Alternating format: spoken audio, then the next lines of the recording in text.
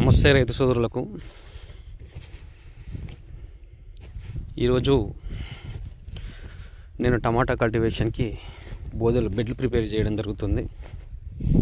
ఒకసారి చూడండి మీరు. బెడ్కు మధ్యలో ఒక చిన్నటి బోధ వదలడం జరుగుతుంది.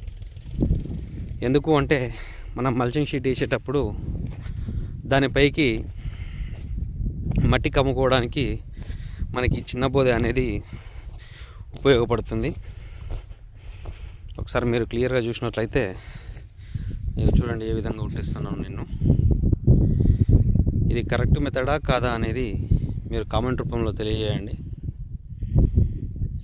బెడ్కు మధ్యలో ఒకటి చిన్నని బోధ వదలడం జరుగుతుంది. ఈ విధంగా నేను కొట్టిస్తున్నాను. ఇది కరెక్ట్ మెథడా కాదా ఒకసారి మీరు చెప్పండి. ఇది టమాటా కల్టివేషన్ 2.5 ఎకరాలండి. 2.5 ఎకరాలకి